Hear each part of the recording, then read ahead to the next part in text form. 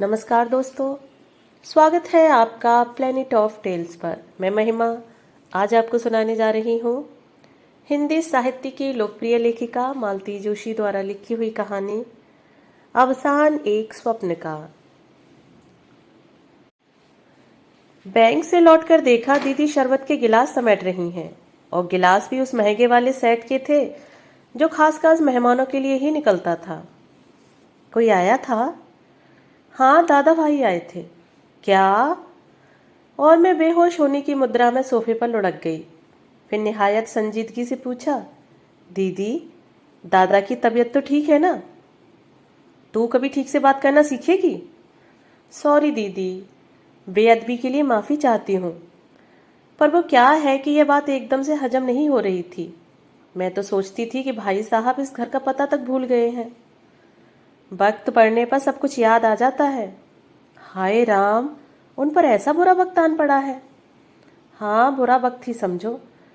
हिंदुस्तानी भाषा में लड़की वैसे ही आफत की पुड़िया होती है।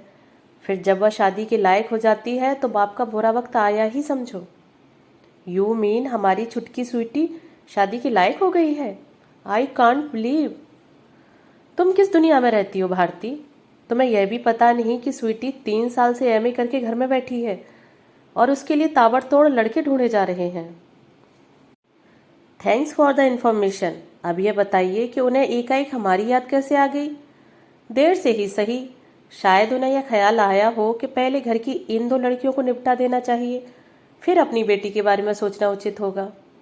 माई डियर भारती, क्या तुम उन लोगों से इस तरह की सदाशयता की आशा कर सकती हो? जहाँ तक मेरा प्रश्न है, मुझे तो उन्होंने कब से इस लाइन से खारिज कर दिया है, क्योंकि भाभी जिस तिस से कहती फिरती हैं कि अब इतनी बड़ी लड़की के लिए कोई जूते थोड़े ही चटकाता है, वह तो अपना दूल्हा खुद ढूंढ लेती हैं। हाँ, और आप में उतने गट्स नहीं हैं, और जब तक बड़ी बहन बैठी हुई है, छोटी के लिए तो सोचा ही नहीं जा सकता। How sad. और मैं झूठ मूठ मुंह लटकाकर बैठ गई। दीदी बेचारी खुद मेरे लिए चाय बनाकर ले आई। ए लड़की, नाटक बंद कर, हाथ मुंह धोकर कपड़े बदलो। गम गलत करने का और कोई उपाय आपके पास नहीं है? जब देखो बस चाय। दीदी ने इस बार मुझ पर एक चपत जड़ दी और हंसती हुई किचन में चली गई। हम दोनों के बीच एक अलिखित समझौता है।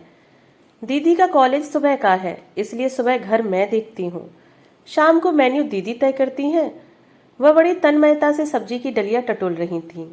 सावित्री को शाम के खाने के निर्देश दे रही थीं और मैं सोच रही थी, क्या ये सचमुच उतनी ही निर्लिप्त हैं जितनी ऊपर से दिखाई देती हैं? क्या उनके मन पर जरा सी भी खरोंच नहीं आई है? जबकि स्वीटी की शादी की बात सुनकर मैं भीतर तक तिलमिला उठी थी। मैं दुखी होने का सिर्फ नाटक नहीं कर रही थी, मन में सचमुच कुछ चुभ रहा था। चाय पीकर मैं नहाने चली गई। नहाने से जी कुछ हल्का हुआ। मेरा पुराना खिलंदड़ापन वापस लौट आया। एक हल्का ढीला सा चोगा पहनकर मैं दीवान पर पसर गई और मैंने कहा, तो आरती जी, आपने यह तो बताया ही नहीं कि परम पूज्यनीय भ्राताश्री हमारे गरीब खाने पर क्यों तशरीफ लाए थे। हम उनकी क्या मदद कर सकते हैं? वैसे उनकी कृपा से शादी ब्याह के मामले में हम लोग तो एकदम सिफर हैं। उन्हें तो किसी अनुभवी बल्लेबाज से सलाह लेनी चाहिए। देवी जी, भ्राताश्री को न तो हमारी मदद की जरूरत है न सलाह की। उनका वश चलता तो हमारे पास सीधा शादी का कार्ड ही पहुंचता। तो फिर उनकी बेबसी का कारण क्या है? इस बार जो आईएएस लड़का उन्होंने तलाश किया है, उसकी बहन मेरे कॉलेज में ही पढ़ाती है। कौन?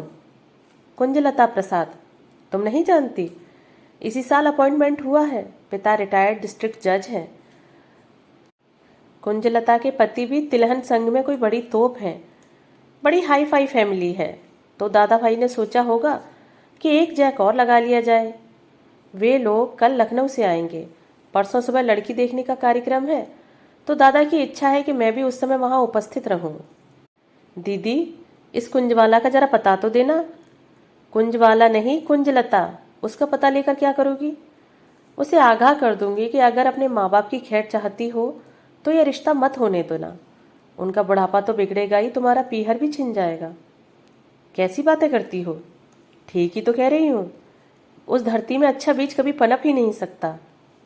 देख बिन्नो, दादा ने चाहा है कि मैं उनकी थोड़ी सी सिफारिश कर दूं, अगर हम वह नहीं कर सकते तो कम से कम चुप तो रह सकते हैं। किसी भी बहन बेटी की शादी में विघ्न डालने से पाप लगता है, जानती हो। फिर यह तो अपनी ही बेटी है। और मित्र को धोखे में रखना पाप नहीं है। कम से कम उसे इतना तो समझा दो कि अपनी अम्मा के गहने समेट कर अपने लॉकर में रख ले, नहीं तो उड़नछू हो जाएंगे। Bharti, you are really impossible. मुझे तो पता था दीदी, मुझे उस कुंज बिहारिणी का पता कभी नहीं बताएंगी। बता भी देती तो क्या मैं चली जाती। बस वह तो अपना गुबार निकालने का एक प्रयास भर था। सच बड़ा मन होता है कभी कभी इन लोगों की असलियत लोगों पर जाहिर की जाए। बड़े सोफिस्टिकेटेड बनते हैं, पर भीतर से क्या है ये हमसे बेहतर कौन जानता है। आज अपने मतलब से बहन की चौखट पर आए हैं, नहीं तो कई बार राखी भाई दूज भी सूने निकल जाते हैं। साल में यही 2 दिन थे जब हम अपने आलीशान बंगले पर जाते थे। एक बार हमने भाभी को कहते सुन लिया, लो आ गई देवियाँ चौथ वसूलने। उस दिन के बाद वहां जाना छोड़ दिया। दीदी को शायद भैया को इस बात का पता भी न लगने देती, पर मैंने फोन पर साफ साफ कह दिया। यह भी जता दिया कि मन हो तो हमारे गरीब खाने पर चले आया करें। हम यथाशक्ति यथाभक्ति टीका कर देंगे। अगर ना आ सके तब भी कोई मलाल नहीं है। दुनिया में कईयों के भाई नहीं होते तो वे भी जी लेती हैं, हम भी जी लेंगी। विडंबना तो यह है कि हमारे एक नहीं दो दो भाई हैं। बड़े के ये हाल है और छोटा तो सालों से दुबई में जमकर बैठा है। वहां से कमा कमा कर ससुराल वालों को भेज रहा है। वे उसके लिए महल तामीर कर रहे हैं, पर जिसने उसे इस लायक बनाया है उसकी सुध लेने के लिए उसके पास फुर्सत नहीं है। दुख तो यही है कि दीदी ने ऐसे नालायक के लिए अपने सारे सुख ताक पर रख दिए, अपना जीवन होम कर दिया। एक जमाना था जब लोग हमारे परिवार की मिसाल दिया करते थे। लगता है उन्हीं की नज़र लग गई और वे सुहाने दिन सपना होकर रह गए। पापा रेवेन्यू में क्लास 1 ऑफिसर थे, माँ सुघड़ गृहिणी थी। 2 भाई 2 बहनें। दादा इंजीनियर बन गए थे। दीदी एमए कर रही थी। गगन को उसी साल बंगलौर में दाखिला दिलवाया था। मैं शायद 8वीं या 9वीं में थी। दादा भाई के इंजीनियर होते ही रिश्तों की बाढ़ सी आ गई थी। रिश्ते भी ऐसे ऐसे कि मुंह में पानी आ जाए। एक सज्जन तो जबरदस्ती लड़की दिखा गए। लड़की क्या थी, सोने का टुकड़ा थी। भैया को तो रीझना ही था। माँ पापा भी मना नहीं कर सके। नानी ने दबी जबान से कहा, पहले बड़ी को निपटा लेते, बाद में लड़कों का मन कैसा हो जाएगा कोई कह नहीं सकता। पापा बोले, उसकी भी हो जाएगी, पहले एमए तो कर लेने दो। और यहाँ लड़के की परवाह किसे है, अभी तो मैं बैठा हूँ। बेचारे पापा, उन्हें क्या पता था कि उनकी इसी गर्भोक्ति को विधाता चुनौती के रूप में ले लेगा। दीदी का रिजल्ट आने को था। भाभी प्रसव के लिए पीहर गई हुई थी। पूरा घर प्रतीक्षारत था, पर एक तीसरी ही खबर ने सबको पत्थर बना दिया। पापा जो हमेशा की तरह हंसते हुए टूर पर गए थे, कभी वापस नहीं लौटे। लौटा उनका निश्चेतन शरीर। भाभी को ताजिंदगी यह मलाल रहा कि ससुर की आकस्मिक मृत्यु ने उनके पुत्र के जन्मोत्सव का उल्लास छीन लिया था। इस अपराध के लिए उन्होंने पापा को कभी क्षमा नहीं किया। कितने ही वर्षों तक वे उसका जन्मदिन पीहर जाकर मनाती रहीं। बाद के वर्षों में उन्होंने यह परहेज भी छोड़ दिया। कहती, मरे हुए को कोई कितने दिन रोएगा, आखिर बच्चों के भी कुछ अरमान होते हैं। दुख और आघात से माँ एकदम जड़ हो गई थी। कच्ची गृहस्थी थी और भविष्य सामने मुंह बाए खड़ा था।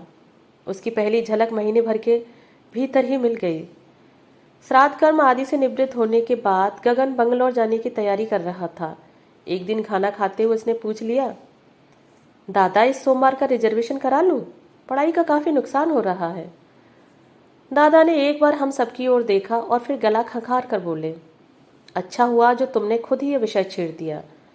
मैं तुमसे बात करने ही वाला था। अब यह बंगलौर वाला प्रोजेक्ट छोड़ दो, यहीं रहकर बीएससी वगैरह कर लो। पापा थे तब बात और थी, पर मैं तुम्हारा बंगलौर का खर्च नहीं उठा सकता। हम सब लोग सकते में आ गए। दादा यह क्या कह रहे हैं, छोटे का कैरियर का यूं ही अधर में छोड़ देंगे? और जो 40,000 डोनेशन के दिए हैं उसका क्या होगा? आजकल तो लाखों में बात होती है, पर उन दिनों 40-50 हजार से काम हो जाता था। बड़ी देर बाद माँ ने हिम्मत की, बेटा समीर तुम ये कैसी बातें कर रहे हो, आखिर तुम्हें भी तो हमने पढ़ाया था। क्या बिना पैसे खर्च किए ही तुम इंजीनियर बन गए थे? माँ खर्च तो सबकी पढ़ाई पर होता है, पर यह वाजिब हो तो अच्छा लगता है। मेरे एडमिशन के लिए आपको इतने रुपए नहीं लुटाने पड़े थे। मैं अपनी मेरिट के बल पर ही प्रवेश पा गया था। गगन की जिद पर पापा ने इतना बड़ा जुआ खेला। मैं तो तब भी इसके खिलाफ था, पर उस समय पापा खर्च कर रहे थे, मुझे बोलने का कोई हक नहीं था। पर अब तो यह सब मुझे ही भुगतना है, और साफ बात यह है कि यह मेरे वश का नहीं है। बेचारे, भाभी बोल पड़ी थी, इतनी बड़ी गृहस्थी और कमाने वाला एक अकेला, बेचारे कहाँ तक करेंगे। माँ का चेहरा फक पड़ गया। बहू रानी ने खतरे की पहली घंटी बजा दी थी। गगन भैया का भी मुंह इतना सा निकल आया था। तब दीदी ने ही पहल की थी, भैया छोटू की फिक्र मत करो, आज से उसका जिम्मा मैंने लिया। पापा ने मेरी शादी के लिए कुछ रुपए रख छोड़े हैं, आज से वे मैंने गगन के नाम कर दिए। रुपयों के अभाव में मेरी शादी ना हो सकी तो कोई बात नहीं, पर उसकी पढ़ाई नहीं रुकनी चाहिए। और भाभी, आज या कल मुझे नौकरी जरूर मिल जाएगी, तब मैं भरसक दादा का हाथ बटा सकूंगी। लेकिन मेहरबानी करके मेरी माँ की गृहस्थी को मत कोसिए। दीदी फर्स्ट क्लास एमए थी, मेरिट होल्डर थी, नौकरी मिलने में जरा भी दिक्कत नहीं हुई। वेतन भी अच्छा था, जिसे लाकर दादा के हाथ पर रख देती थी, लेकिन फिर जरा जरा सी बातों के लिए उन्हीं के आगे हाथ पसारना पड़ता। वह खुद तो कुछ नहीं कहते थे, पर जो कुछ भाभी से कहलवाते थे उसे सुनकर कलेजा छलनी हो जाता था। इतने दिनों के बाद पता चला कि जिसे हम सोने का टुकड़ा समझकर घर में लाए थे वह तो आग का गोला थी। तन मन को राख करने की क्षमता उसमें थी। माँ की पेंशन स्वीकृत होने में 4-6 महीने लग गए। वे दिन बड़े कसीले थे। माँ दीदी के वेतन का हस्र देख चुकी थीं, इसलिए उन्होंने अक्लमंदी का काम यह किया कि पेंशन अपने पास ही रखती रहीं, किसी को हाथ नहीं लगाने दिया। अपने और बच्चों के छोटे मोटे खर्चे उसी में से चलाती रहीं। अपना पैसा हाथ में रहने से उनमें एक आत्मविश्वास सा आ गया था, और वह अंत समय तक दबंग बनी रहीं। यह जरूरी भी था, किसी सीधी सादी औरत को भी भाभी खा ही जाती। अब माँ के सामने बस एक ही चिंता थी, दीदी की शादी। जैसे जैसे दीदी की उम्र बढ़ती जा रही थी, माँ का धैर्य चुकता जा रहा था। उधर भाभी पर दिन ब दिन निखार आता जा रहा था। उसके लिए वह 100 जतन भी कर रही थी। इधर दीदी दिन पर दिन बुढ़ा रही थी। पहनने ओढ़ने का उन्हें जरा भी शौक नहीं रहा था। सजने संवरने के प्रति वह उदासीन होती चली जा रही थी। कभी मैं जिद करती तो कहती, रहने दे रे, ये सब करके मुझे अब किसको रिझाना है। भरी जवानी में उनका यह जोगन सा बाना माँ को 100 दंश देता था। छोटे भैया जब भी छुट्टियों में आते माँ को आश्वस्त करते, माँ तुम चिंता मत करो, बस मेरी नौकरी लग जाने दो, साल भर के अंदर दोनों बहनों के हाथ पीले कर दूंगा। बड़े आंखों पर पट्टी बांध कर बैठे हैं तो बैठने दो, मैं तो हूँ। छोटे की बात से माँ को बहुत दिलासा मिलती, पर पढ़ाई थी कि खत्म ही नहीं हो रही थी। हर बार 1-2 विषय रह जाते, तब लगता दादा ठीक ही कह रहे थे। लड़के की कुब्बत जाने बिना पापा ने जबरदस्ती उसे कोर्स तो दिलवा दिया। अब न तो छोड़ते बनता है, न खर्च पूरा पड़ता है। यथावकाश मैंने बीकॉम कर लिया। एमकॉम करते ही मैंने बैंक की परीक्षाएं भी दे डाली। एक में सिलेक्शन भी हो गया। तब मैंने माँ से कहा, माँ अब आप दीदी की शादी की फिक्र कीजिए, आगे की नाव मैं खेलूंगी। माँ ने दादा से बात की तो दादा बोले, शादी कोई हंसी खेल है जो आपके कहने से ही हो जाएगी, हाथ में कुछ होना भी चाहिए कि नहीं। मोटी हुंडी के बिना तो लड़के वाले चौखट पर झांकने भी नहीं देते। माँ ने अपने सारे गहने निकालकर दादा के हाथ पर रख दिए। इन्हें चाहे बेच दो या गिरवी रख दो, पर अब आरती की शादी हो जानी चाहिए। माँ के गहने जो एक बार भैया के लॉकर में गए तो दोबारा नजर नहीं आए। शहर से दूर भैया का आलीशान बंगला जरूर बनता रहा। माँ की बरसी के दिन ही उसका उद्घाटन किया गया। नाम दिया था मातृछाया।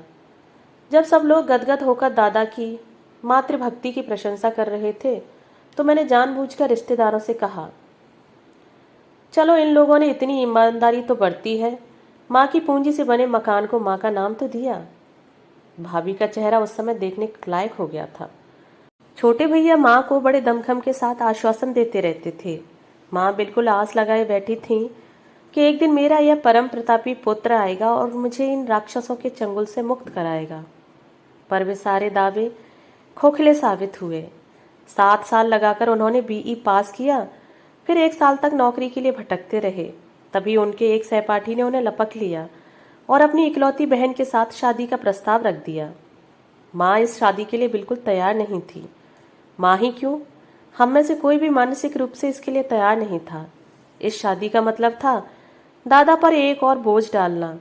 इस शादी का मतलब था दीदी की शादी और 2-4 साल के लिए टल जाना। इधर हम लोग इस ऊहापोह में व्यस्त रहे, उधर ये दोनों प्रेम की पींगें बढ़ाते रहे। लड़की वालों ने जानबूझकर उन्हें छूट दे रखी थी।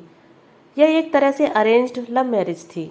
शादी बिना किसी की रजामंदी के, बिना किसी लेन देन के संपन्न हो गई। उन लोगों को मुफ्त में इंजीनियर दूल्हा मिल गया। शादी करके लौटे तो भैया बहुत शर्मिंदा थे। बोले, चिंता मत करो माँ, अब हम दोनों मिलकर तुम्हारा घर भर देंगे। पर जिसके दम पर उन्होंने यह आश्वासन दिया था, वो पहले दिन से ही मुंह फुलाए बैठी रही। हम लोगों ने इस शादी का विरोध किया था, इस बात को उसने सही रूप में नहीं लिया। वह जितने दिन रही अनमनी सी रही।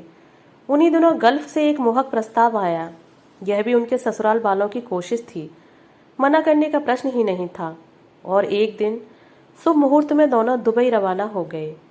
फिर क्या था, भाभी को खुलकर बोलने का मौका मिल गया। अरे यह तो मैं ही थी जो इतने बरस तक इतने बड़े परिवार को झेलती रही, और किसी का बूता थोड़े ही है। 6 महीने में ही भाग खड़े हुए। छोटे के जाने के बाद भाभी की बाड़ी में और धार आ गई थी। मन तो होता था कि सब कुछ छोड़ छाड़ कर कहीं भाग जाएं, पर माँ के कारण पैर बंधे हुए थे। वह घर की लड़ाई को सड़क पर लाना नहीं चाहती थी। वैसे भी वह शरीर और मन से इतनी टूट गई थी कि उन्होंने खाट ही पकड़ ली थी। हम दोनों बहनें शांत मन से उनकी मृत्यु की प्रतीक्षा करती रहीं। जब जीने योग्य कुछ न बचा हो तो मृत्यु भी वरदान लगती है। माँ की तेरहवीं में छोटे भैया आखिरी बार आए थे। जाते समय बोले, एक माँ का ही आकर्षण था जो घर आने के लिए मजबूर करता था। अब तो मैं इस घर में पाँव भी न दूंगा। आप लोगों का जब मन हो तो मेरे पास आती रहना। वे केवल शब्द थे। उस निमंत्रण में ऊष्मा नहीं थी, आग्रह नहीं था। बाद के वर्षों में उसे दोहराया भी तो नहीं गया। हम लोगों को पता भी न था, पर माँ मरने से पहले एक बड़ा काम कर गई थी। मकान वह हम दोनों के नाम कर गई थी। यह भी व्यवस्था थी कि मकान केवल शादी के खर्च के लिए ही बिकेगा, अन्यथा नहीं। जिस बहन की शादी होगी केवल उसका ही हिस्सा बिकेगा। माँ की तेरहवीं के बाद छोटे भैया ने तुरंत ही जाने का प्रोग्राम बना लिया था। इसलिए वकील साहब भागे भागे आए और उन्होंने यह वसीयत सुना दी। वे तो माँ की दूरदर्शिता की दाद दे रहे थे, पर बाकी सबके मन खट्टे हो गए थे। छोटे भैया तो घर के प्रति अपनी नफरत जता चुके थे, इसलिए कुछ नहीं कह सके। छोटी भाभी ने मुंह बिचकाकर कहा, वह जीते जी हमें क्या दे गई जो मरने के बाद आशा लगाती। बड़ी भाभी तो अपना दिखावे का रोना भी भूल गई। अपनी इमेज का ख्याल न होता तो वह वहीं माँ को कोसना शुरू कर देती। दादा का चेहरा लेकिन ऐसा हो गया था कि देखकर दया आ रही थी। भरे गले से बोले, इसका एक ही अर्थ निकलता है कि माँ को मुझ पर विश्वास नहीं रहा। इतने दिनों तक इतना सब किया, अगर इसका यही फल है तो यही सही। साल बीतते न बीतते वे अपने बंगले में रहने चले गए। महानगरों में 14-15 किलोमीटर की दूरी नहीं लगती, पर जो फासला दिलों के बीच आ गया था वो अखरने वाला था। इतने दिनों बाद दादा भाई को आज बहन की याद आई है, वह भी इसलिए कि शिवानी के लिए IAS दूल्हा तजवीज़ करना है। इस लड़की का नाम दीदी ने बड़े चाव से अपनी प्रिय लेखिका के नाम पर रखा था, पर वह नकचड़ी बिल्कुल अपनी माँ की बेटी है। कभी सीधे मुंह बात नहीं करती, अपनी काइनेटिक पर पूरे शहर का चक्कर लगाती रहती है, पर कभी इधर झांकने भी नहीं आती। ऐसी लड़की के लिए मैं कोई सिरदर्द नहीं लेती। पर दीदी तो हमारी सौजन्य की प्रतिमूर्ति हैं। नियत दिन नियति तिथि पर ईमानदारी से तैयार हो गई। मुझसे भी कहा कि चली चलो, पर मैं राजी नहीं हुई। तुम तो जानती हो दीदी कि मुझे जबान को लगाम देना नहीं आता। कुछ उल्टी सीधी बात मुंह से निकल गई तो सारा शो बिगड़ जाएगा। जरा अपनी जबान पर काबू रखना सीखो। खैर, यह तो अब अगले जन्म में संभव होगा, पर तुमको भी तो मैं इस तरह सिलबिल सी नहीं जाने दूंगी। वे लोग क्या कहेंगे? कोई वे मुझे देखने थोड़े ही आ रहे हैं। तो क्या हुआ, लोग पूरे परिवार को देखते हैं, परखते हैं। ऐसा ना होता तो भ्राताश्री तुम्हें कष्ट क्यों देते? मुझे बस 15 मिनट दो, मैं अभी तुम्हारी काया पलट करती हूँ। और दीदी के लाख मना करने के बावजूद मैंने उनका जूड़ा खोल दिया। जूड़ा क्या था, बस लंबे बालों को हाथ पर लपेट कर गठान सी डाल ली थी। मैंने बहुत सुंदर कलात्मक सा जूड़ा बनाया, उस पर एक पीले गुलाब का फूल टाक दिया। अपनी एक पोचम पल्ली पहनने को दी। उनके वार्डरूम में तो चंदेरी के सिवा कुछ था ही नहीं। हैदराबादी मोतियों का एक पतला सा सेट उन्हें पहनाया। हल्का सा मेकअप भी कर दिया। पर्स और चप्पल तक अपनी निकाल कर दी। जब मैं संतुष्ट हो गई तो मैंने कहा, अब आईने में देखो, खुद को भी पहचान नहीं पाओगी। दीदी ने आईने में देखा और अपने प्रतिबिंब पर खुद ही लजा गईं।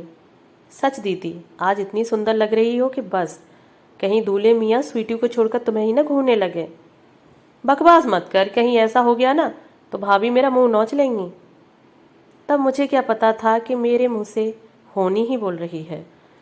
तैयार होकर दीदी बाहर निकली तो मुझे होश आया। दीदी, अब यह आशा करना तो व्यर्थ है कि भ्राताश्री आपके लिए गाड़ी भेजेंगे, पर मैं आपको 15 किलोमीटर स्कूटर पर नहीं जाने दूंगी। मेरी सारी मेहनत पर पानी फिर जाएगा। 5 मिनट रुको, मैं अभी ऑटो लेकर आती हूँ। आश्चर्य, दीदी ने मेरा प्रतिवाद नहीं किया। इतना सच संवर कर स्कूटर पर जाते उन्हें खुद संकोच हो रहा होगा। वहां से लौटने के बाद लेकिन खूब बिगड़ी। मुझे कितना लेट करवा दिया आज। पता है, वे लोग मुझसे पहले पहुंच गए थे और सबके सामने मैंने ऐसे प्रवेश किया जैसे मैं ही गेस्ट ऑफ ऑनर हूँ। यही तो मैं चाहती थी, क्या कि सब लोग तुम्हें देखें, एप्रिशिएट करें। और लोग तो जैसे देख रहे थे ठीक ही था, पर भाभी तो एकदम आंखें फाड़ कर देख रही थी। तुम्हारी सज्जा उनसे 21 थी ना, जलकर खाक हो गई होंगी बेचारी। और पता है बाद में स्वीटी ने क्या कहा? बोली, बुआ आपको कन्फ्यूजन हो गया लगता है। आज को मेरी सगाई थोड़ी ही है, आज तो वे लोग सिर्फ मुझे देखने आए हैं। उससे कहना हमारी बद्दुआएं लगती रहीं तो तेरी सगाई कभी होगी भी नहीं। चुप कर, कुछ भी बके चली जाती है। वे लोग क्या हमारे दुश्मन हैं? उन्हें दोस्त भी तो नहीं कहा जा सकता। हाँ, उनका एक ही प्लस पॉइंट है, वे भी उसी माँ की कोख से पैदा हुए हैं। तीसरे ही दिन, शायद रविवार था, मैं सोफे पर पसर कर टीवी देख रही थी कि फाटक के पास गाड़ी रुकने की आवाज़ आई। खिड़की से झांक कर देखा, दादा, भाई, मैं, भाभी के पधार रहे हैं। लगता है स्वीटी की शादी तय हो गई है, तभी तो भाभी भी साथ आई हैं, नहीं तो वह इस घर का रास्ता ही भूल गई थी। मैंने खूब घूर घूर कर देखा, पर उन लोगों के हाथ में जो मिठाई का पैकेट नजर नहीं आया। भाभी पर इतना गुस्सा आया, कंजूस कहीं की। अरे जरा मुंह मीठा करवा देती तो क्या खजाने में कोई कमी आ जाती। मैंने भरसक प्रसन्न मुद्रा में दोनों का स्वागत किया। दोनों मातमी सूरत बनाकर घर में घुसे और मुंह लटकाकर सोफे पर बैठ गए। दीदी अभी अभी नहाकर निकली थी और पीछे आंगन में बाल सुखा रही थी। मैंने कहा, आरती जी, आरती का थाल सजाकर बाहर लाइए, लक्ष्मी नारायण आए हुए हैं। मतलब? दादा और भाभी आए हैं। अरे वाह! दीदी का चेहरा खुशी से चमक उठा। गीले बालों को तौलिए में लपेटकर वह बाहर जाने को उद्यत हुई, फिर रुककर बोली, आज सावित्री की छुट्टी है, चाय बना दोगी प्लीज? मन तो नहीं है, पर तुम कहती हो तो बना दूंगी, मैंने मुंह बनाकर कहा। दीदी आश्वस्त होकर बाहर चली गई। 10 मिनट बाद जब मैं चाय लेकर बाहर गई तो देखा कमरे में सन्नाटा पसरा हुआ है और तीनों अपनी अपनी कुर्सियों में सिर झुकाकर बैठे हुए हैं। मेरी कुछ समझ में नहीं आया, पर चुप रहना भी तो मेरी फितरत में नहीं है, इसलिए चाय लगाते हुए मैंने कह ही दिया, लगे हाथ आपको बधाई दे दूं? बधाई अपनी दीदी को दो, उन्हें तो खैर दूंगी ही, उन्हीं की सिफारिश से काम बना है, पर बधाई के असली हकदार तो आप हैं। वैसे हम सब एक दूसरे का अभिनंदन कर सकते हैं। इस पीढ़ी की यह पहली शादी होगी ना? नहीं, अभी तो पिछली पीढ़ी का ही हिसाब चल रहा है।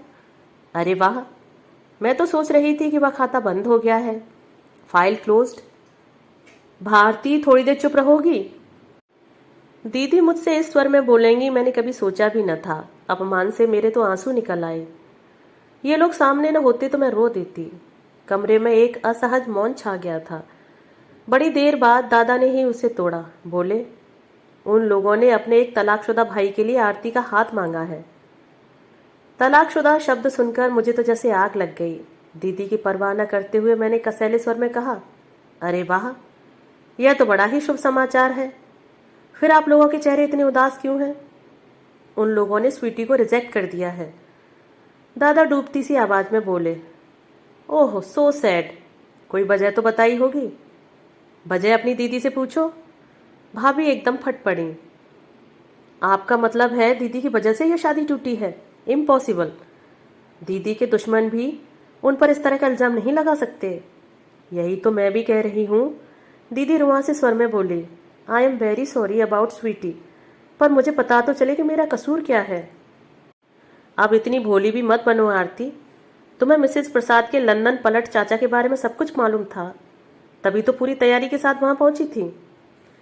मैं अपनी मर्जी से नहीं गई थी भाभी, दादा खुद आकर निमंत्रण देकर गए थे और तुमने उस निमंत्रण का पूरा लाभ उठाया। ऐसे बन संवर कर पहुंची थी जैसे वे लोग तुम्हें ही देखने आए हो। अरे इतना ही शौक था तो हमसे कहती, हम तुम्हारे लिए अलग से प्रोग्राम अरेंज कर देते, पर इस तरह स्वीटी के भविष्य से खिलवाड़ करने की क्या जरूरत थी। दीदी ने असहाय भाव से मेरी ओर देखा, समझ गई कि यह बमबारी झेलना उनके वश का नहीं है।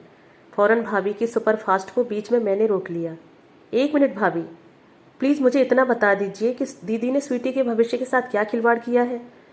मेरी समझ में यह नहीं आ रहा कि दीदी चाहे जितना बन संवर लें, उसे स्वीटी को क्या खतरा हो सकता है। बहुत से बहुत यह शिवानी की चचिया सास बन जाती, पर यह तो कोई खौफ खाने वाली बात नहीं है। उनकी जैसी निरीह सास तो दुनिया में ढूंढे नहीं मिलेगी। खैर आपको एक बात बता दूं, उस दिन दीदी को मैंने ही तैयार किया था। यह तो हमेशा की तरह सिलबिल से चली जा रही थी। मैंने ही कहा कि दादा की प्रेस्टीज का सवाल है, वहाँ बड़े बड़े लोग आएंगे, तुम तो लस्टम पस्टम चली जाओगी तो क्या इम्प्रेशन पड़ेगा। अरे इम्प्रेशन तो इसने खूब जमाया था। पॉलिटिक्स, लिटरेचर, म्यूजिक, स्पोर्ट्स, कोई विषय हो, हर विषय पर अपना ज्ञान बघाड़ती रही, धुआंधार बोलती रही। स्वीटी को तो मुंह खोलने का मौका ही नहीं दिया। मुझे तो हंसी आ गई। स्वीटी बेचारी मुंह खोलती भी तो क्या बोलती। Michael Jackson, Alisha Chinoy, Sidney Sheldon और बोल्ड एंड ब्यूटीफुल के आगे तो उसकी दुनिया ही नहीं है। उस आईएएस लड़के ने जरूर उसकी औकात परख ली होगी, तभी तो। पर प्रकट रूप से मैंने अत्यंत गंभीर स्वर में कहा, भाभी मैं आपसे यही कहना चाहती थी, दीदी के पास अपनी ग्रेस है, गरिमा है, प्रतिभा है। दूसरों को इम्प्रेस करने के लिए वह किसी साज श्रृंगार की मोहताज नहीं है। वैसे भी इस उम्र में रूप सज्जा कोई मायने नहीं रखती। वह तो मेरी जिद थी जो उन्होंने पूरी की। दोष अगर देना है तो मुझे दीजिए। भाभी कुछ नहीं बोली, मुंह फुलाए बैठी रहीं। कमरे में फिर एक चुप्पी पसर गई। कुछ देर बाद मेरा तो दम घुटने लगा। सोचा कि इस बैठक का अब समापन ही कर देना चाहिए, इसलिए बड़े ही नाटकीय अंदाज में कहा, स्वीटी के लिए सचमुच बड़ा दुख हो रहा है। Better luck next time. हो सकता है उसके भाग्य में इससे भी अच्छा दूल्हा हो। पर इस समय आपकी जो मन स्थिति है उसे मैं समझ सकती हूँ, पर इसके बावजूद आप यह संदेश यहाँ देने तक आए, सचमुच यह आपका बड़प्पन है। भाभी एकदम भड़क गई। हम कोई संदेश वंदेश देने नहीं आए हैं, समझी। ऐसे महात्मा नहीं हैं हम तो सिर्फ यह बताने के लिए आए हैं कि तुम लोगों ने हमारे साथ कितनी घटिया हरकत की है, और यह भी कह देते हैं कि कल के गए अगर शादी करो तो हमें कन्यादान का न्योता मत देना, हम नहीं आएंगे। भाभी प्लीज जरा मेरी बात तो सुनिए। तुम चुप रहो दीदी, हर बात पर क्षमा याचना की मुद्रा में खड़े होने की जरूरत नहीं है। इस बार मैंने दीदी को डपट दिया और फिर भाभी से मुखातिब हुई। हाँ तो किस दान की बात कर रही थी आप। दीदी कोई आलू बैंगन है कि उन्होंने मांगा और आपने उठाकर दे दिया। वैसे भी आपको कन्यादान का हक कहाँ पहुंचता है। यह अधिकार तो उसका होता है जो कन्या का पालन पोषण करता है। कम से कम आप लोग तो इसका दावा नहीं कर सकते। सुना आपने, इतने दिनों तक जो किया उसका यह फल मिल रहा है। इतने दिनों तक आपने क्या किया है इसका लेखा जोखा अकेले में अपने आप से मांगिएगा। कम से कम अपने आप से तो आप झूठ नहीं बोल पाएंगे। Enough of it. भाभी एकदम उठकर खड़ी हो गई। उनके साथ साथ दादा भी उठ गए। इतनी देर बाद एहसास हुआ कि दादा कब से चुप बैठे हुए हैं। इस गर्मा गर्म बहस में उन्होंने जरा भी हिस्सा नहीं लिया है। समझ गई कि दादा आज अपनी मर्जी से नहीं आए हैं। अपनी भड़ास निकालने के लिए भाभी उन्हें यहाँ खींच कर लाई हैं। भाभी तो दंदनाती हुई बाहर निकलकर गाड़ी के पास खड़ी हो गई थी। दादा जूतों के तम से बांधने के बहाने थोड़ी देर रुके रहे। जाते हुए आज स्फुट स्वर में जैसे अपने आप से बोले, शिवानी बहुत नर्वस हो गई है। Show has taken it very badly. हम सभी इस रिश्ते से बहुत आस लगाए थे। उन लोगों के जाते ही मुझ पर जैसे हंसी का दौरा पड़ गया। दीदी ने कोई 4-5 बार डांट लगाई होगी, तब जाकर मेरा दिमाग दुरुस्त हुआ। दीदी अब आया हूँ पहाड़ के तले। भगवान ने इन्हें इसीलिए बेटी दी है कि ये माँ बाप का दर्द समझ सके। अब इन्हें समझ में आएगा कि माँ कितना तड़पी होंगी, कितना तरस तरस कर मरी है माँ। उनकी आत्मा का श्राप इन्हें जरूर लगेगा, देखना। चुप कर, अब एक भी शब्द बोली तो ठीक नहीं होगा। पत्ती सी है कि आफत, जो कहती है वही सच हो जाता है। वो इसलिए दीदी कि मैं जो कहती हूँ सच्चे मन से कहती हूँ। मेरी अंतरात्मा से वह आवाज निकलती है। अब उस दिन तुम्हें तैयार करते हुए मैंने सोचा था, बस कर, अब उसकी याद मत दिला। सोच कर भी शर्म आ रही है। आज तक किसी से इतनी कड़वी बातें नहीं सुनी थी। तुम्हारी कृपा से आज वह भी सुन ली। उन बातों पर मत जाओ दीदी, वे तो अपनी भड़ास निकाल रही थीं। किसी का गुस्सा किसी पर उतार रही थी। तुम ही तो बता रही थी कि स्वीटी के लिए 3 साल से दूल्हा ढूंढा जा रहा है। फिर इतने दिन बाद क्यों नहीं बनी? तब तो तुम बीच में नहीं थी ना। पर अब यह बेकार का बवाल हो गया। हमेशा के लिए संबंध खराब हो गए। पहले कौन से अच्छे थे। फिर भी भारती, उस दिन थोड़ी अति ही हो गई। मुझे ही थोड़ा अकल से काम लेना था, बेकार तुम्हारी बातों में आ गई। नहीं दीदी, जो कुछ हुआ बिल्कुल ठीक हुआ।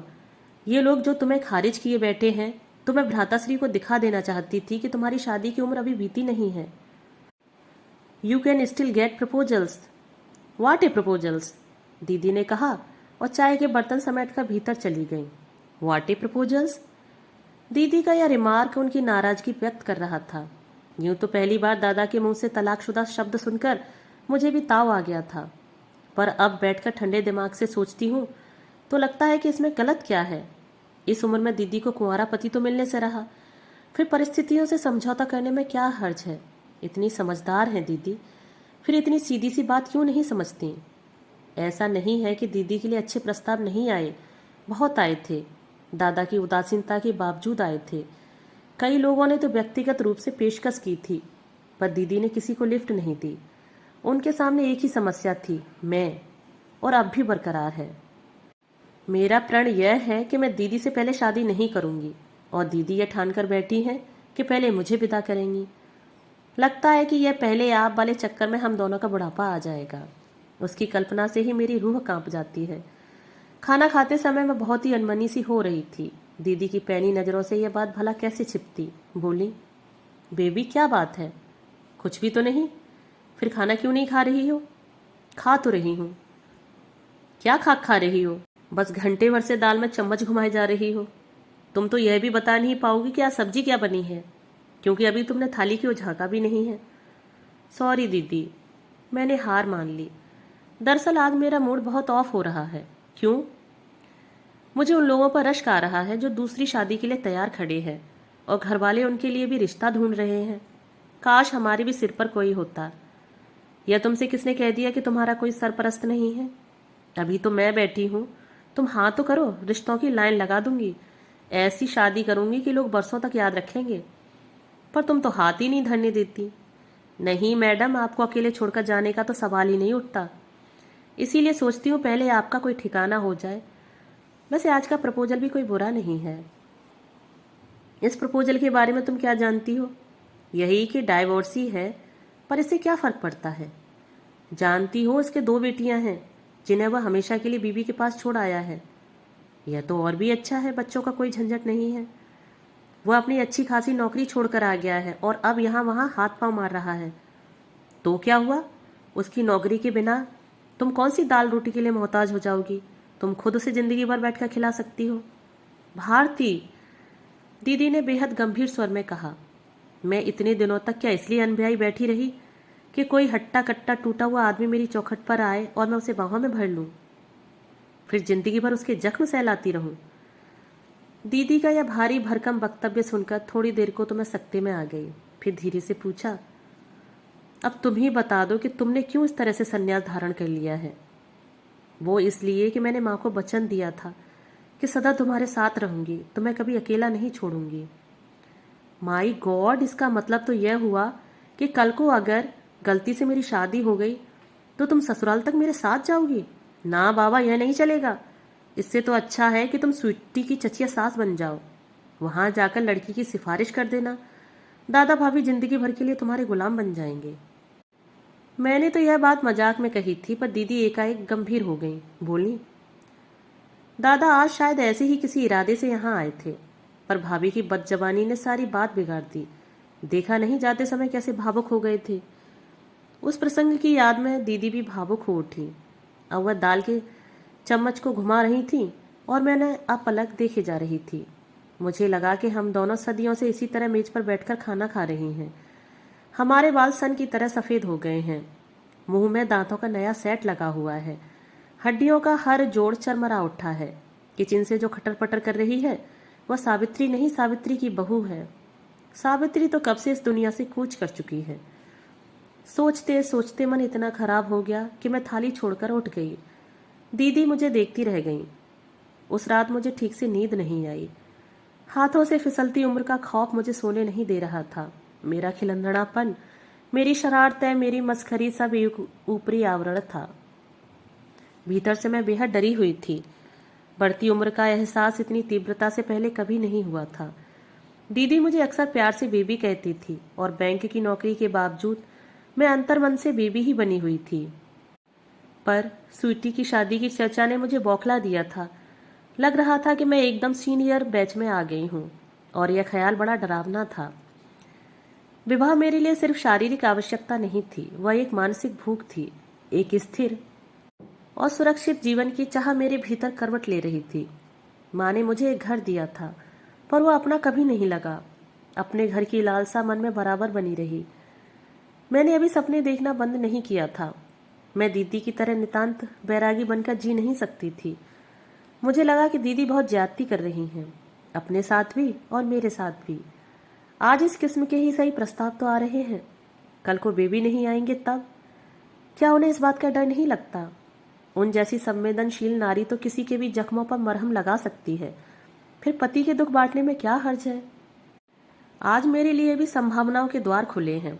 बहुत देर हो गई तो बेबी बंद हो जाएंगे, तब मुझे भी गलत समझौते करने के लिए मजबूर होना पड़ेगा। दीदी तो बीतराग हो गई हैं, उन्हें कुछ नहीं व्यापता, पर मैं तो कभी कभी भविष्य की चिंता से कांप कांप उठती हूँ। पता नहीं ये मेरा पागलपन था या उत्सुकता। दूसरे दिन दोपहर 12 बजे मैं कुंजलता प्रसाद के घर की घंटी बजा रही थी।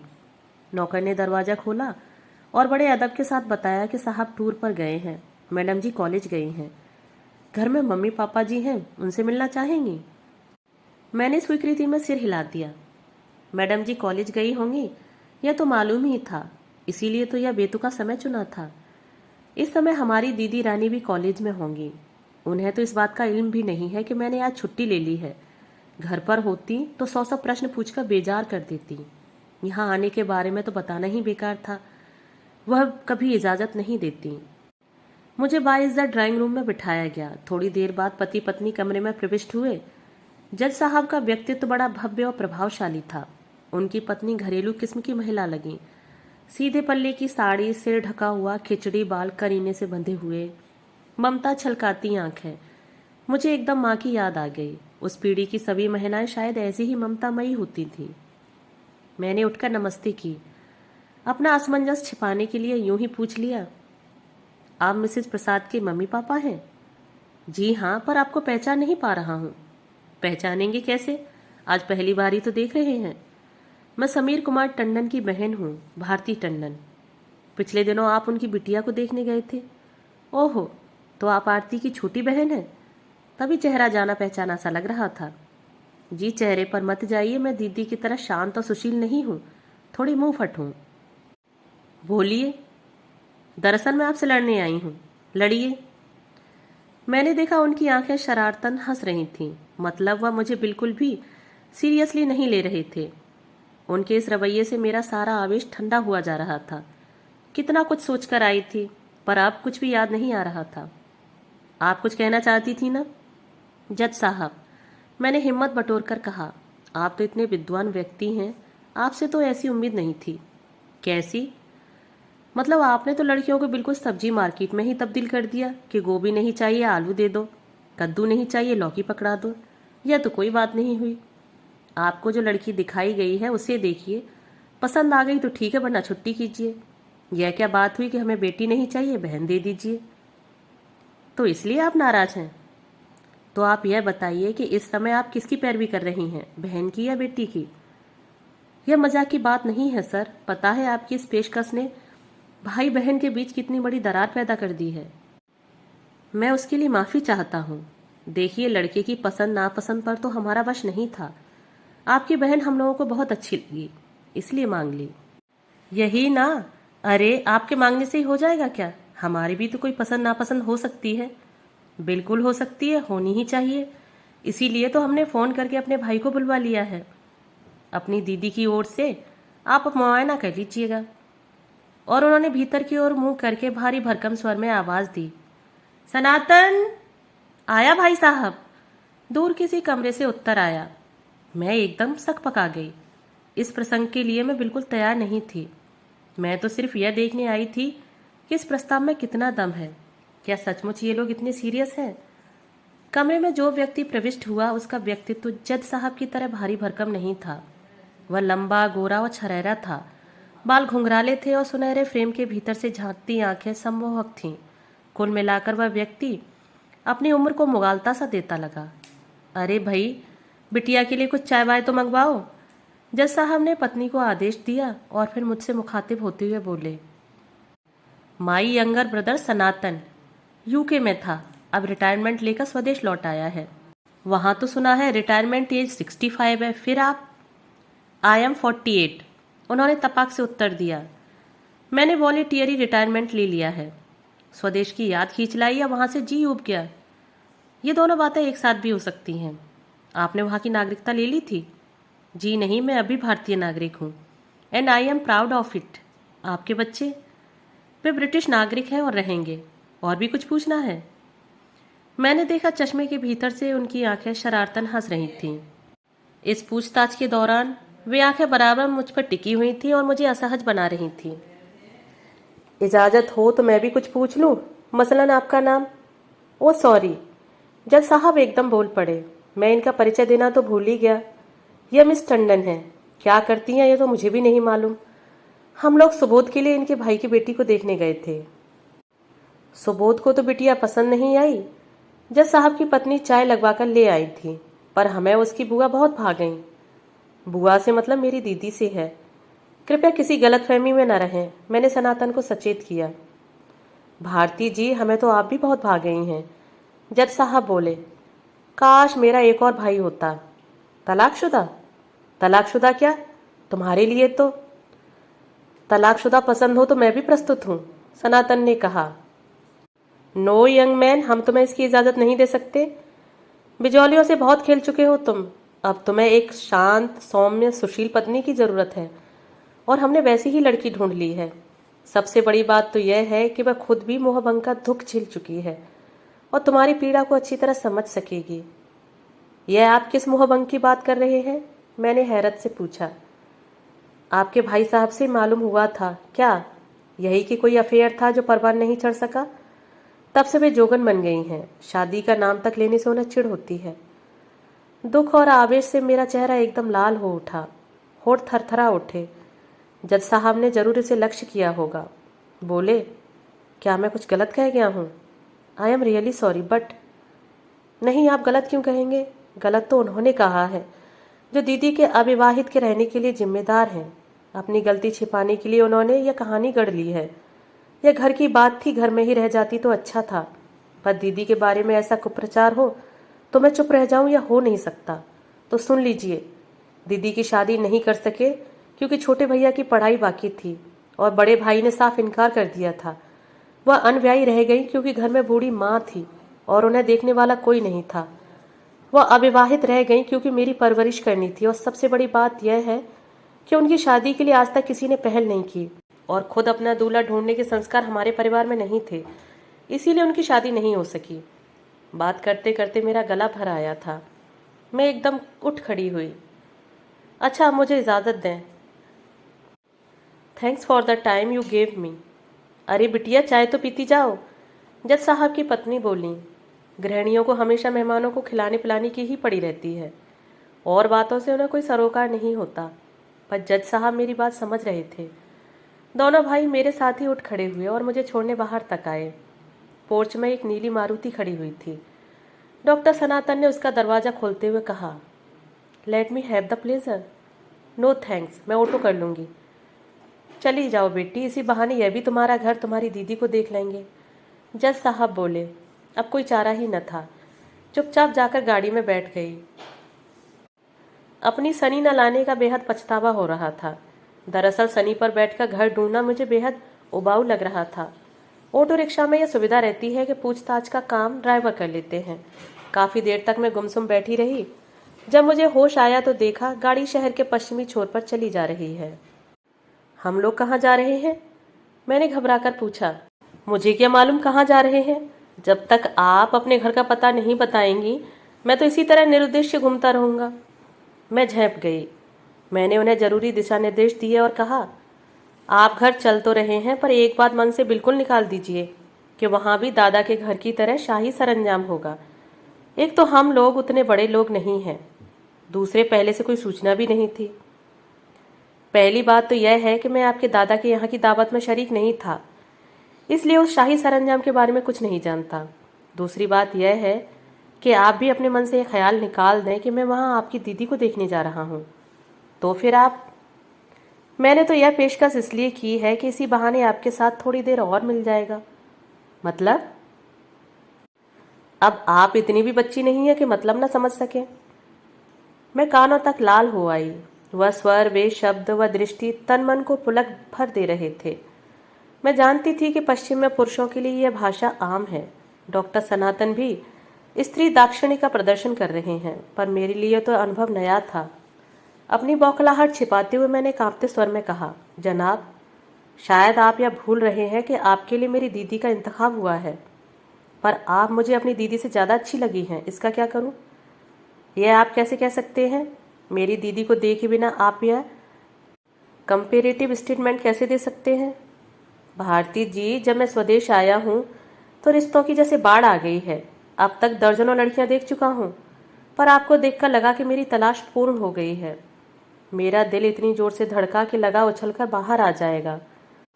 यह व्यक्ति तो किसी भी युवती का स्वप्न पुरुष हो सकता है, और यह कह रहा है कि मैं उसकी तलाश का अंतिम बिंदु हूँ। आनंद गंगा में मैं जैसे नहा उठी, पर भीतर ही भीतर मन कचोटने लगा। यह तो दीदी के साथ सरासर बेईमानी होगी। क्या मैं इसीलिए इतनी ललक के साथ वहां गई थी? क्या मेरे अंतर मन में यह इच्छा पहले से छिपी बैठी थी? फिर मैं इतनी हर्ष विभोर क्यों हो रही हूँ? दीदी को देखे बिना ही खारिज कर देना तो एक तरह से अन्याय होगा ना। उन्हें देखने का तो सवाल ही नहीं उठता। उन्होंने ट्रैफिक पर नजरें गड़ाए हुए कहा, I want a women with clean slate. मेरे कान एकदम से झंझना उठे। प्लीज 1 मिनट गाड़ी रोकिए, मैंने कहा। उन्होंने आश्चर्य से भरकर मुझे देखा और फिर सड़क के एक किनारे लेकर गाड़ी रोक दी। Any problem? कुछ नहीं, आपने जो कहा अभी उसे ठीक से सुन नहीं सकी थी। Will you please repeat it? मैंने कहा कि I want a women with clean slate. Hindi में अनुवाद कर दूं? मैं ऐसी पत्नी चाहता हूं जिसका कोई इतिहास न हो। मेरी पहली पत्नी रोज नया इतिहास रचती थी, इसीलिए मैं उसे छोड़ आया हूं। क्रोध से मेरा पूरा शरीर जैसे जल उठा। मुझे लगा कि अभी इसी वक्त इस आदमी का गला दबा दूं, ताकि वह ऐसी गंदी बात दोबारा न कह सके। आवेश के कारण बड़ी देर तक मेरे मुंह से कोई बात ही नहीं निकली। बड़ी मुश्किल से अपने ऊपर काबू पाने के बाद मैंने कहा, डॉक्टर सनातन, मेरे बड़े भाई ने मेरी दीदी के कुंवारेपन पर इतनी बड़ी गाली दी कि उसे सुनकर मेरा पूरा वजूद हिल ही गया था। पर आपकी बात सुनकर तो मैं एकदम राख हो गई हूँ। आप खुद एक तलाकशुदा हैं, 2 बच्चों के बाप हैं, पर अपनी भावी पत्नी का तथाकथित अफेयर भी आपसे हजम नहीं हो रहा है। आश्चर्य है। इसमें आश्चर्य की कोई बात नहीं है भारती जी। मैं विशुद्ध भारतीय संस्कारों में पला हुआ व्यक्ति हूँ। विदेश में 15 वर्ष रहने के बाद भी मैं गर्व से कह सकता हूँ कि मुझ में वे संस्कार अब भी मौजूद हैं। इसमें तो कोई शक नहीं है। आप में भारतीय पुरुष के संस्कार कूट कूट कर भरे हुए हैं। भारतीय पुरुष जो खुद तो एक के बाद एक शादी रचाता जाता है, पर पत्नी ऐसी चाहता है जो दूध की धुली और गंगा जल सी पवित्र हो। थैंक यू डॉक्टर, आपने मुझे अपना असली चेहरा दिखा दिया। Thanks and goodbye. मैंने उनकी प्रतिक्रिया की प्रतीक्षा नहीं की और गाड़ी से उतर पड़ी। एक ऑटो को हाथ देकर रोका और उसमें चढ़ गई। उसे पता ठिकाना बताया और आंख बंद करके सीट पर टिक गई। मेरा दिमाग बुरी तरह भन्ना रहा था। 1 घंटे के भीतर मैंने पुरुष के 2 घिनौने और कुत्सित रूप देख लिए थे और मुझे सारी पुरुष जाति से घृणा हो गई थी। इन 2 में से एक तो मेरे पितृतुल्य बड़े भाई थे, दूसरा पुरुष मेरा बहुत कुछ हो सकता था। यह झटका न लगता तो मैं मोहाविष्टि सी उसकी ओर खिंची चली जा रही थी। ईश्वर को धन्यवाद दिया कि मैं बाल बाल बच गई। घर पहुंचकर देखा दीदी कॉलेज से अभी अभी लौटी हैं। अभी उन्होंने कपड़े भी नहीं बदले थे। मुझे टैक्सी से उतरते देखा तो एकदम बाहर आ गई। आज इतनी जल्दी कैसे आ गई? तबीयत तो ठीक है ना? मैं यही सोच रही थी कि आज गाड़ी क्यों नहीं लेकर गई, लेकिन अगर जी ठीक नहीं था तो जाने की क्या जरूरत थी? किसी को दिखाया भी या? उफ़्फो दीदी, मैं एकदम फट पड़ी। मुझे घर में भी आने दोगी या थानेदार की तरह सवाली किए जाओगी? दीदी बेचारी सहम कर एक किनारे हो गई। मैं तीर की तरह भीतर घुसी और सोफे में धंस गई। मेरा दिमाग घूम रहा था, सिर दर्द से फटा जा रहा था। कमरे में बेहद घुटन हो रही थी। लगता था जैसे हवा का एक कण भी कहीं शेष नहीं है। तभी ठंडी हवा का एक झोंका तन मन को सहला गया। आंख खोलकर देखा किसी ने पंखा फुल स्पीड पर चला दिया था। इतनी सोच और समझ दीदी के सिवा और किसके पास हो सकती थी। 10 मिनट बाद सेंटर टेबल पर एक गिलास आ गया था। उसमें तैरते बर्फ के टुकड़े देखकर ही मन में ठंडक पड़ गई। गिलास उठाकर मैं एक सांस में ही पूरा गटक गई। मेरी खास पसंद का पेय था नींबू का ताज़ा शरबत। उसे पीते ही मैं तरोताज़ा हो आई। मन अब जरा सा सम पर आने लगा था। आते ही सोफे पर निढाल होकर गिर पड़ी। अब उठकर बैठ गई। किसी ने मेरे हाथ से गिलास लेकर मेज पर रख दिया था। और कौन होता, दीदी ही थी। मेरा मूड ठिकाने पर आया देखकर वह मेरे पास आकर बैठ गई थी और मेरे बालों में उंगलियां पिरोते हुए बोली, अब बता किससे लड़कर आई है? दीदी तो पूरी जासूस हैं, उनसे कुछ भी छिपाना असंभव है। फिर भी मैंने मुंह बनाकर कहा, क्या मतलब? क्या मैं जिस तिस लड़ती ही रहती हूँ? तो बताओ कहाँ गई थी, क्या करने गई थी? तुम्हारा रिश्ता तय करने गई थी। आई सी, तो फिर बात जमी नहीं, यही ना? इसीलिए लड़कर आई हो ना? उनसे भला क्यों लड़ूंगी? लड़ाई तो मुझे भगवान से करनी है। हाय राम, उस बेचारे ने क्या बिगाड़ा है? अरे इतनी बड़ी दुनिया में एक भी पुरुष ऐसा नहीं बनाया जो तुम्हारी ऊंचाई को छू सके। सबके सब बौने हैं, यह भी कोई बात हुई? सो सैड, दीदी ने मेरी नकल उतारते हुए कहा। देख लिया ना बेबी, बेटी बेहाना कितनी टेढ़ी खीर है। बरसों जूते चटकाने पड़ते हैं और तुम हो कि एक ही दिन में पस्त हो गई। और मेरे गाल में चुटकी भरकर वह हंस दी, वही दूधिया चांदनी सी स्वच्छ उज्जवल हंसी जो देखने वाले को बरबस बांध लेती है। इस भुवन मोहिनी हंसी पर तो मैं सैकड़ों सनातन वार सकती हूँ। दोस्तों, अभी आप सुन रहे थे मालती जोशी द्वारा लिखी हुई कहानी अवसान एक स्वप्न का। कहानी अगर अच्छी लगी तो अपने विचार मुझे कमेंट बॉक्स में ज़रूर साझा करें। मिलते हैं एक नई कहानी के साथ। धन्यवाद।